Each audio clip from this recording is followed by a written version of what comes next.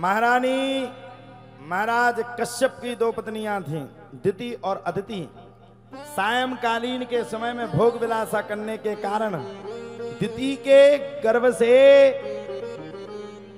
असुरों का जन्म हुआ और अदिति के गर्भ से भगवान का जन्म हुआ। दिति के दो पुत्र हुए, हिरण्याक्ष और हिरण्यकश्यप। बालक बड़े तेज थे। बालक के बैठो बैठो बैठो बालक के तेज होने के तत्पश्चात ही एक सांस में हिरण्याक्ष और हिरण्यकश्यप ने भगवान की ऐसी तपस्या करी, ऐसी तपस्या, ऐसी तपस्या, ऐसी तपस्या कि तपस्या के प्रभाव से, आभाव प्रभाव से, तपस्या के प्रभाव से भगवान श्री हरि कृष्ण ने, भगवान ब्रह्मा जी ने वर दे दिया, वरम ब्रूयात, वर को मांगो। इन दुष्टों ने बड़ा भयंकर मांगा वर, न दिन में मरू, ना रात में मरू, ना सुबह मरू, ना शाम के मरू, सब मांग लिया। हिरण्याक्ष को भगवान ने मार दिया। हिरण्यकश्यप ने तपस्या की तो हिरण्यकश्यप ने मांगा, ना सुबह मरू, ना शाम के मरू, ना दिन में मरू, ना रात में मरू। तुम्हारे बनाए हुए इस जीवन चित्र के माया जंजाल में किसी के द्वारा ना मरू,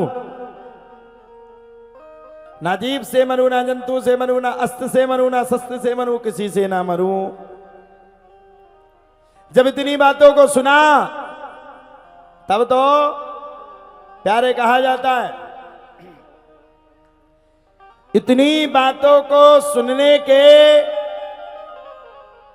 तत्पश्चात ही एक सांस में हिरण्यकश्यप की 4 संतानें हुई और उस संतान में से एक प्रमुख संतान थी जिसका नाम था प्रहलाद।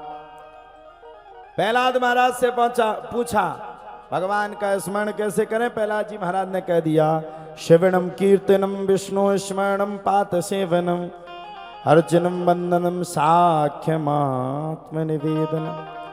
स्मरण भी भगवान विष्णु का करना चाहिए, स्मरण भी भगवान विष्णु का करना चाहिए, ध्यान भी भगवान विष्णु का करना चाहिए और केंद्र बिंदु में भी भगवान विष्णु को रखना चाहिए। श्रवणम कीर्तनम विष्णु स्मरणम पाद सेवनम अर्चनम वंदनम साख्यम आत्म निवेदनम।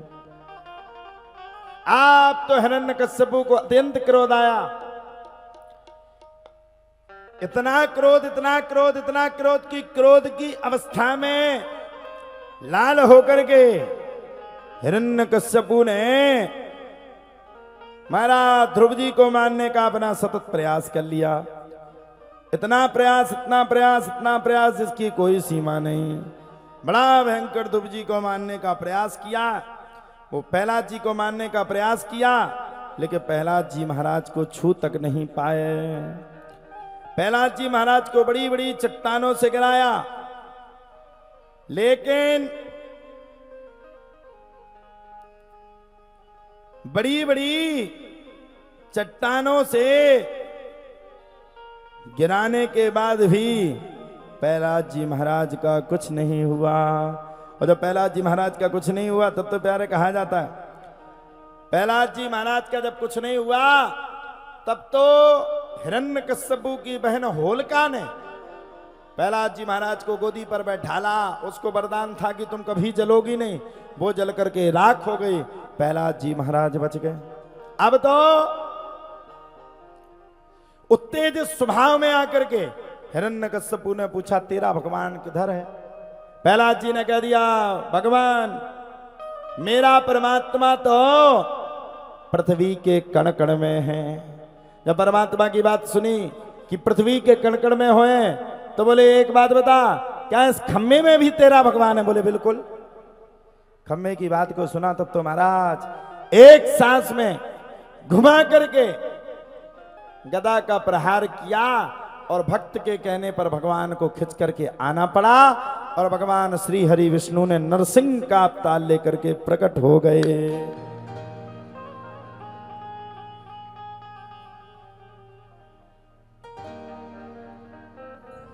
बोलो नरसिंह भगवान की जय। जैसे ही प्रकट हुए, दहाड़ते हुए, ललकारते हुए भगवान नरसिंह ने बड़े प्रेम के साथ एक सांस में भगवान ने शरीर पर प्रहार किया। अब तो हिरण्यकश्यप चिल्लाने लगा, ब्रह्मा जी की गई सृष्टि फैल हो गई, ब्रह्मा जी की गई सृष्टि फैल हो गई, ब्रह्मा जी की गई सृष्टि फैल हो गई। भगवान बोले चिंता मत करो, कोई सृष्टि फैल नहीं हुई। तूने कहा था ना सुबह मरू ना शाम के मरू, ना सुबह है ना शाम है, संध्या कालीन है। तूने कहा ना अस्त्र से मरू ना शस्त्र से मरू, ना अस्त्र लिए ना शस्त्र लिए। तूने कहा ना जीव से मरू ना जंतु से मरू, ना ये जीव है ना ये जंतु है। तूने कहा कि पृथ्वी लोक में बनाए गए किसी भी शास्त्र निपुण विद्या में से ना मरूं, तो किसी भी शास्त्र शस्त्र से तुझे मारा नहीं जा रहा। तूने कहा बनाए हुए 12 महीनों में से एक भी महीने में न मरूं, तो तेरे लिए अलग से साल बनाएगी, लौड़ की साल, अत्यधिक मास। अब तो तेरा मरना निश्चित है।